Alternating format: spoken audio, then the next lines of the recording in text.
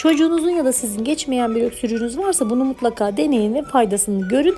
İhtiyacınız olan şeyler sadece soğan, sarımsak, bal ve zeytinyağı. Önce bir adet soğanı istediğiniz gibi doğrayıp bir kavanozun içine atın ve üzerini geçecek kadar bal ekleyin. Bunu 5-6 saat beklettikten sonra soğanları süzüp balı içirin ve bunu taze olarak hazırlamanız gerekiyor. Diğerini ise bir baş sarımsağı soyup ezerek kavanozun içine alalım ve yine üzerini geçecek kadar zeytinyağı ekleyelim. Bunu da yaklaşık 2-3 saat beklettikten sonra yatmadan önce ayaklarının altına sürün ve çorap giydirin. Bunu da 7 gün boyunca dolapta muhafaza ederek kullanabilirsiniz. Her ikisinin de eş zamanlı yapıldığında öksürük için inanılmaz faydalı oluyor. Mutlaka denemelisiniz.